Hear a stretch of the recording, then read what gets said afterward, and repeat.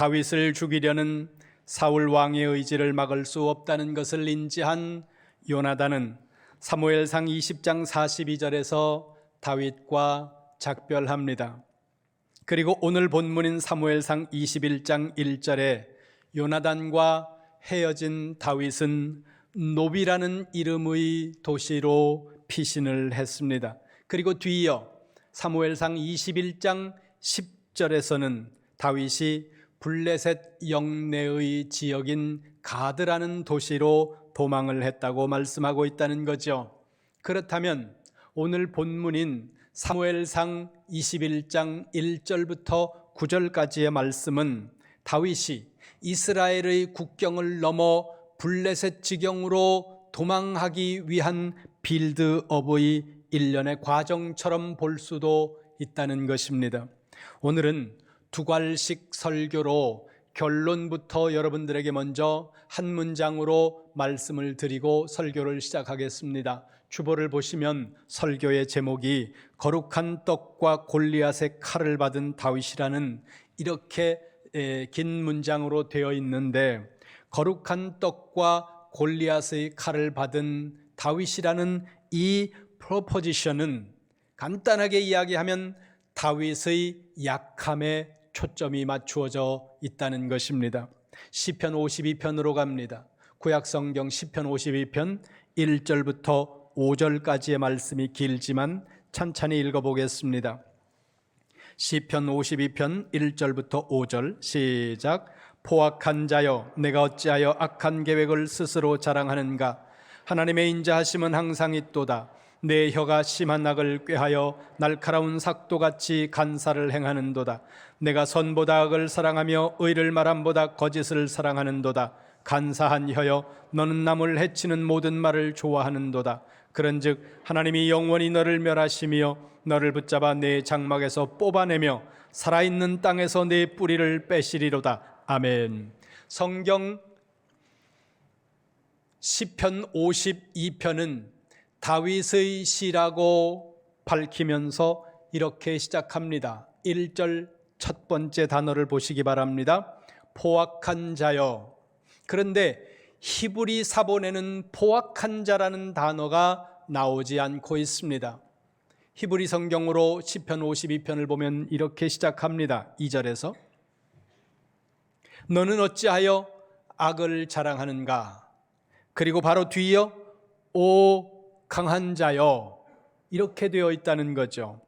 여기서 강한 자라는 이 문구는 문맥상 악을 행하는 강한 자이기 때문에 우리가 포악한 자라고 번역을 해놓은 이것은 의미를 매우 잘 전달해주는 번역이라고 볼 수 있다는 겁니다.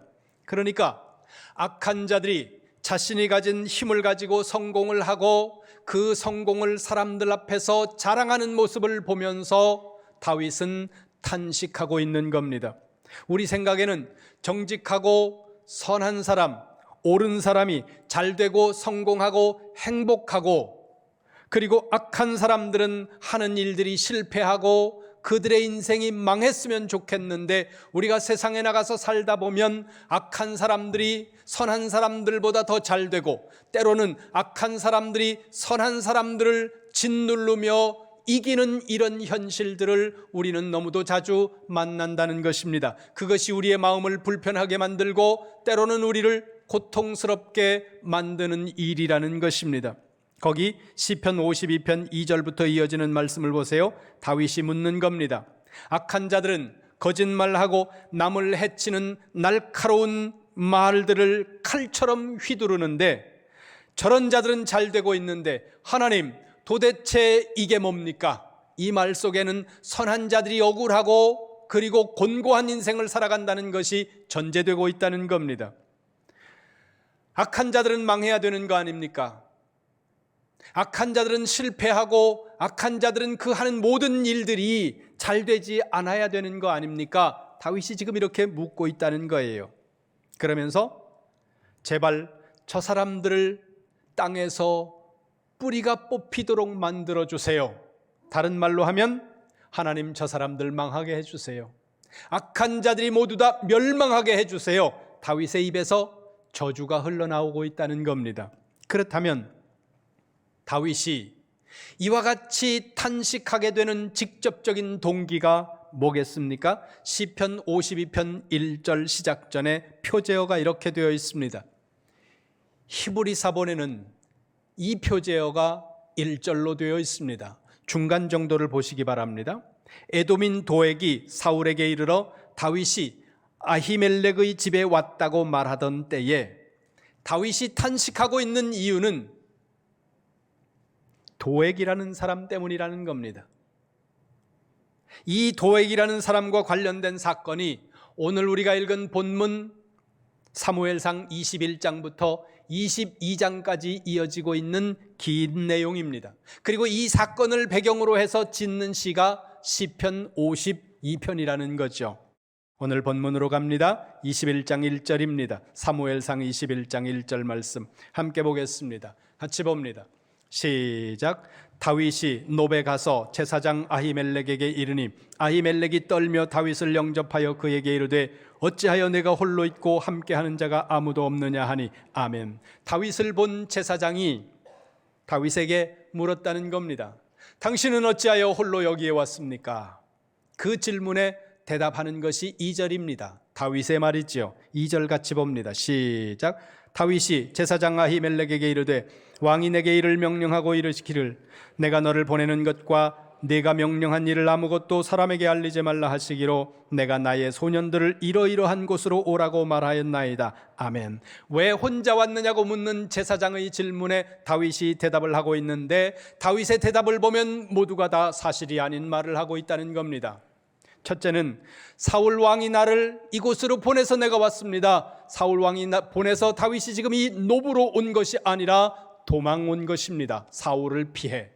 두 번째는 내가 여기에 온 것은 비밀로 하라고 말씀했습니다. 사울이 보내지도 않았을 뿐만 아니라 누구도 다윗이 그곳에 온 것을 비밀로 하라고 말한 사람도 없었다는 거예요. 자신이 지어내는 말이라는 겁니다. 세 번째, 나는 지금 혼자 왔지만 비밀스럽게 혼자 왔지만 나를 따르는 부관들이 나를 따르는 군인들이 어느 곳으로 와 있는 중입니다. 이것도 사실이 아니라는 겁니다. 그러면 왜 다윗은 이렇게 사실이 아닌 말들을 지어서 대답을 하고 있을까? 성경에 명시적으로 그것을 설명하고 있지는 않습니다. 다윗의 내면에 있는 중요한 원인 한 가지는 두려움 때문이었다는 것입니다. 다윗이 골리앗을 이기고 하는 전쟁마다 이겼습니다. 그도 역시 엄청난 전쟁을 이겼음에도 불구하고 우리와 동일한 연약한 한 사람이라는 것을 오늘 이 본문이 보여주고 있다는 겁니다. 노브의 제사장 아히멜렉 앞에서 두려움에 빠진 다윗은 지금 자신을 방어하기 위해 없는 말을 만들어내며 거짓으로 답변하고 있다는 겁니다. 물론 다윗이 지금 이렇게 거짓말하고 있는 것은 아히멜렉이라는 제사장 때문에 하고 있는 것이 아니라 그 지역에 노베에 와 있던 사울의 군사, 사울의 어떤 인물을 띠고 그 지역에 와 있던 이 도액이라는 신하와 더 궁극적으로는 사울로부터 자신을 보호하기 위해 다윗은 이와 같이 메커니즘을 발동시켜 사실이 아닌 말들을 하고 있다는 겁니다. 한 장 넘겨서 22장 다시 보세요. 9절 10절입니다. 사무엘상 22장 9절 10절 시작. 그때에 에돔 사람 도액이 사울의 신하 중에 섰더니 대답하여 이르되 이새의 아들이 노베 와서 아히두브의 아들 아히멜렉에 이른 것을 내가 보았는데 아히멜렉이 그를 위하여 여호와께 묻고 그에게 음식도 주고 블레셋 사람 골리앗에 칼도 주더이다. 아멘. 이 도액이라는 에돔 사람이 노베에서 제사장 아히멜렉이 다윗과 나눈 모든 대화 그리고 그들 사이에 있었던 일들을 사울 왕에게 모두 다 보고했다는 겁니다. 이것을 예측하고 이것을 미리 알고 있던 다윗은 자신이 사울 왕의 특사로 온 것처럼 지금 꾸며서 말을 하고 있다는 거죠. 그 다음 본문으로 다시 돌아갑니다. 21장 3절 보세요. 21장 3절 사무엘상 21장 3절 시작. 이제 다윗의 수중에 무엇이 있나이까? 떡 5덩이나 무엇이나 있는 대로 내 손에 주소서 하니 아멘. 다윗이 제사장 아히멜렉에게 먹을 것을 요청하는 장면입니다. 근데 거기 보세요. 떡 5덩이라고 표현하고 있다는 겁니다. 5이라는 이 숫자는 다윗과 관련돼서 앞에도 또 한 번 나왔던 숫자입니다. 그것은 골리앗을 향해 나갈 때 다윗의 주머니에 들어있던 돌멩이가 5개라는 거죠. 그래서 어떤 분들은 5이면 끝내준다 이렇게 얘기하는 사람들도 있고, 5은 대단히 의미가 있는 숫자다 이렇게 이야기하는 사람들도 있는데, 그것은 잊어버리시기 바랍니다. 그 전혀 근거가 없는 이야기고, 물론 히브리인들은 우리보다 숫자의 의미를 많이 부여하고 그리고 그 숫자의 의미에 대단히 민감한 것도 사실입니다. 그러나 이스라엘 백성들, 히브리인들 사이에 5이라는 이 의미, 이렇게 말하는 것은 적다는 것을 관용적으로 표현하고 있는 내용이라는 겁니다. 그러니까 몇 개 안 되는 돌멩이로, 몇 개 안 되는 아주 적은 빵이라도 나에게 있으면 좀 주시기를 원합니다, 이 마음으로 하는 이야기라는 거죠. 그 말에 제사장 아히멜렉이 대답합니다. 4절입니다. 시작. 제사장이 다윗에게 대답하여 이르되 보통 떡은 내 수중에 없으나 거룩한 떡은 있나니 그 소년들이 여자를 가까이만 하지 아니하였으면 주리라 하는지라. 아멘. 제사장이 대답하는 거예요. 보통 떡은 없습니다. 특별한 떡이 있다는 얘기겠죠. 특별한 떡이 뭐예요? 거룩한 떡만 있다는 겁니다. 여기서 거룩한 떡은 진설병이라는 떡인데, 출애굽기 25장에 보면 성소 위의 상에 차려놓는 12개의 떡으로 안식일마다 이 떡을 교체했습니다.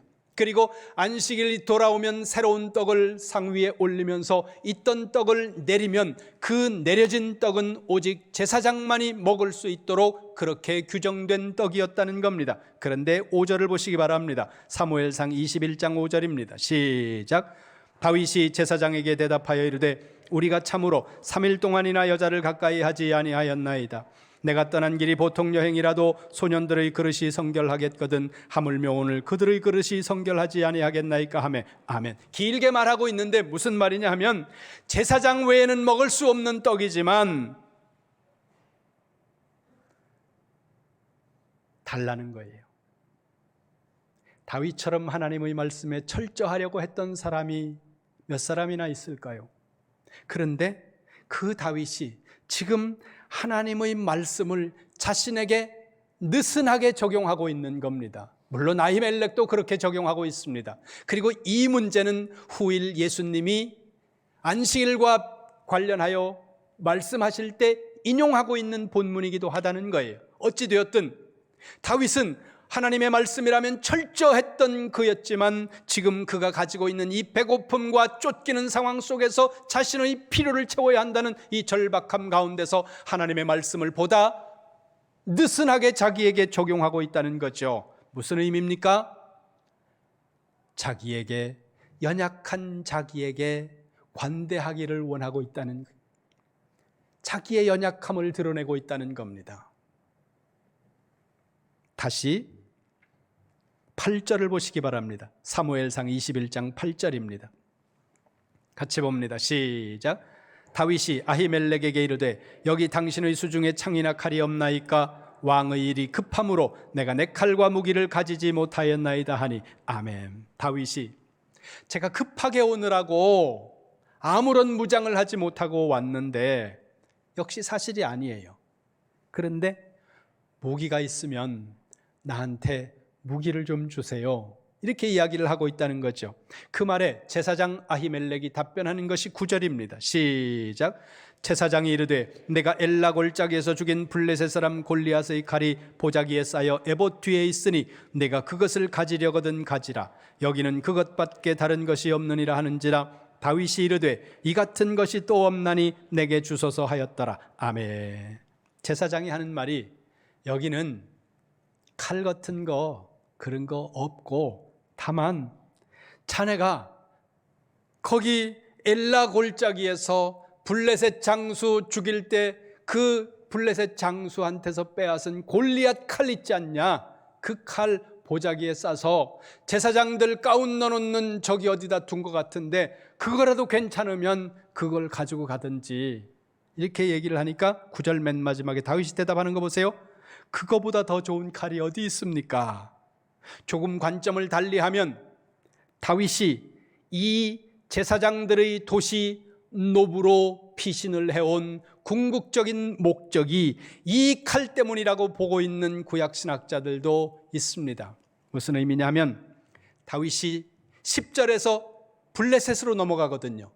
근데 블레셋으로 넘어갔을 때 다윗이 골리앗을 죽인 사람이라는 사실을 이 블레셋 사람들이 알고 다윗이 위험한 일을 당할 수 있기 때문에 그나마 블레셋 땅에서 자기의 몸을 보호하기 위해 혹은 잠시라도 거주할 수 있는 거처를 그들로부터 얻기 위해서 뭘 할 수 있을까 생각을 하다가 이 골리앗의 칼이라도 가져가서 돌려준다면 그들이 나에게 잠시 머물 수 있는 곳을 허락하지 않을까, 이런 계산을 하지 않았을까. 이것은 물론 추측입니다. 그러나 상당히 일리가 있는 추측이라는 거죠. 그런데 오늘 설교의 관점으로 보면 조금 앞으로 가서 17장으로 갑니다. 사무엘상 17장 45절입니다.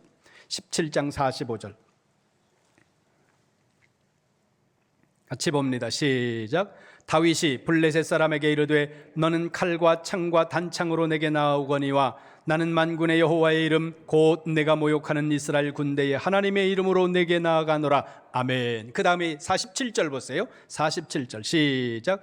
또 여호와의 구원하심이 칼과 창에 있지 아니함을 이 무리에게 알게 하리라. 전쟁은 여호와께 속한 것인즉 그가 너희를 우리 손에 넘기시리라. 아멘. 전쟁은 하나님께 속한 것이지 누가 어떤 무기를 가졌느냐 하는 것에 있는 것이 아니다. 이것이 다윗이 가지고 있던 생각이고 신앙이라는 겁니다. 골리앗 앞에서 그렇게 말했던 사람이 다윗이라는 거예요. 그런데 그 골리앗의 칼을 들고 다윗이 지금 뭐라고 말합니까? 이게 최고의 무기다, 이렇게 말하고 있다는 거예요. 하나님이 최고의 무기입니다, 이렇게 말했던 사람이 골리앗의 칼을 들고 이게 최고의 무기다, 이렇게 말하고 있다는 거예요. 무엇을 말합니까? 다윗의 약함을 말하고 있다는 거예요. 원래 다윗이 약했든지 아니면 약하게 되었든지 어찌됐든 지금은 다윗이 연약함 가운데 사로잡혀 있다는 것을 성경이 말하고 있다는 거죠. 여러분, 이렇게 연약한 것이 다윗이었습니다. 사울의 군대를 지금 마주하고 있는 것도 아니에요. 바로 눈앞에 창을 든 사울이 서 있는 것도 아니라는 겁니다. 다윗을 죽이기 위해 사울이 쫓아오는 것은 사실입니다. 그리고 사울의 신하가 이 노베에서 다윗을 엿보고 있는 것도 사실이라는 거예요. 그런데 여기 노브는 사울이 있는 곳으로부터 10리 이상 떨어져 있는 곳이고 더구나 그는 지금 하나님의 제사장들의 도시에 와 있다는 거예요. 그럼에도 불구하고 다윗은 두려움에 사로잡혀 사실이 아닌 말들을 할 뿐만 아니라 배고픔에 사로잡혀 하나님의 말씀을 자신에게 느슨하게 적용하고 칼로 무장해야 위로가 되는 상황 속에 놓여 있다는 것입니다. 뭐예요? 이 모습은 골리앗 앞에서 하나님이 최고의 무기라고 외치던 다윗의 모습과 너무도 다르다는 거예요. 블레셋과의 전쟁에서 대승을 거두고 돌아오던 승승장구하는 다윗의 모습과 다르다는 겁니다. 이스라엘 백성들이 사울은 천천히요 다윗은 만만이라 이렇게 노래하고 찬양하던 그 다윗의 모습과는 너무도 다른 연약한 모습을 지금 보이고 있다는 겁니다. 그렇다면 질문해 보시기 바랍니다.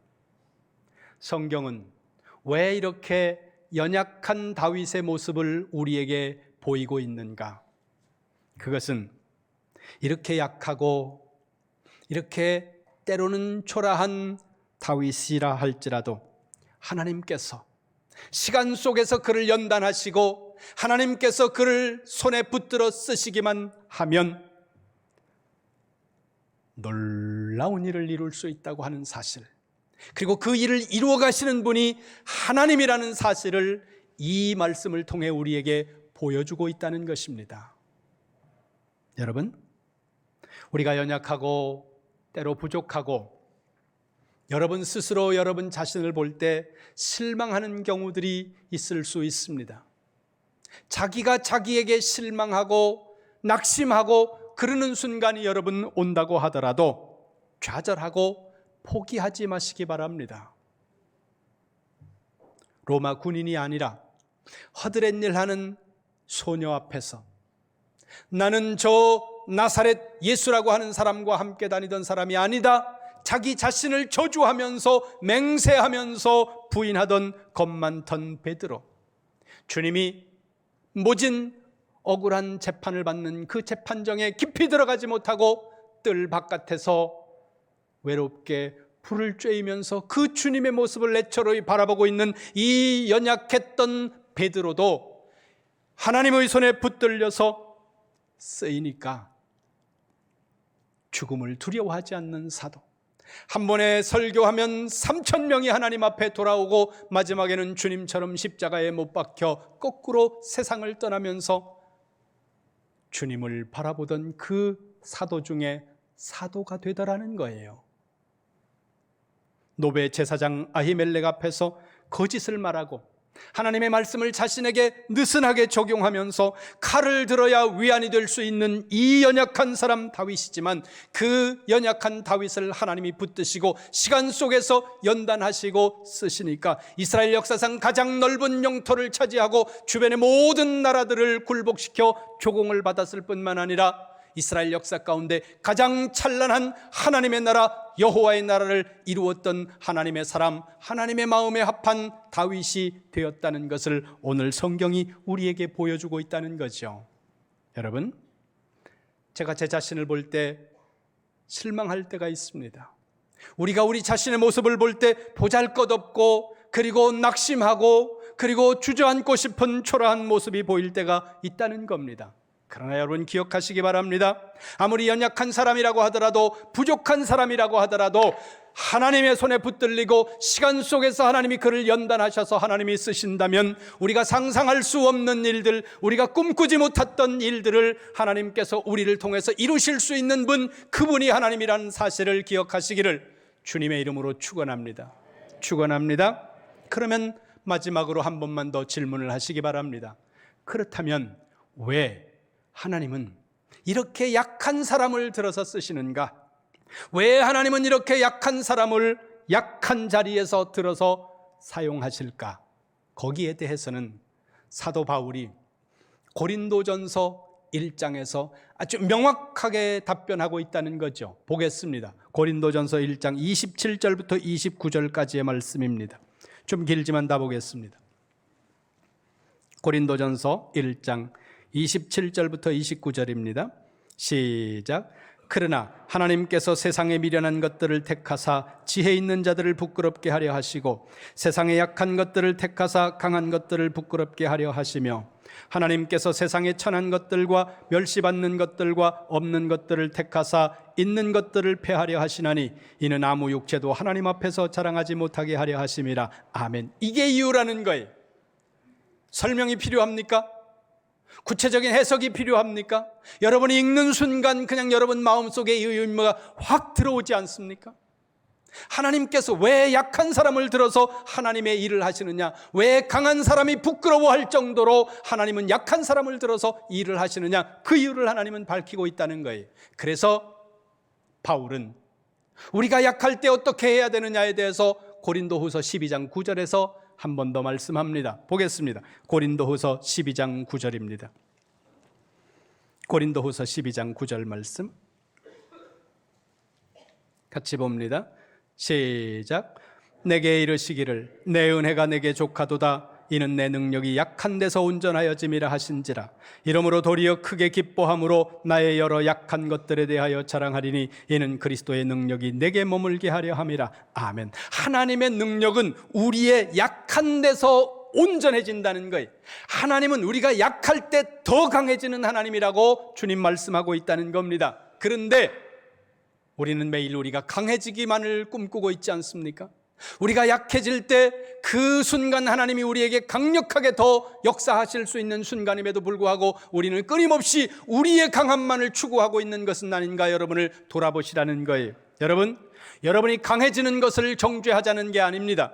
여러분이 강해지고 싶은 마음을 가지지 말라는 것도 아닙니다. 여러분, 강한 사람을 하나님이 쓰지 않는다는 의미도 아니에요.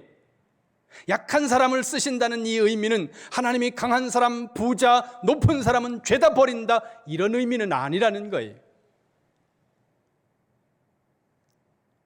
다만 우리가 약할 때 하나님은 우리를 통해서 강하게 일하실 수 있는 하나님이라고 성경이 말씀하고 있다는 것입니다. 여러분, 우리가 믿는 하나님은 바로 그렇게 약한 자를 들어 강하게 쓰시는 하나님입니다. 우리 자신의 약함을 보는 것이 아니라 우리 자신의 약함이 보일 때 절망하지 말고 포기하지 말고 우리를 강하게 하시고 우리의 약함 가운데 더 강해지시는 하나님의 손에 붙들려 쓰임받기를 갈망하는 성도가 되시기를 주님의 이름으로 축원합니다.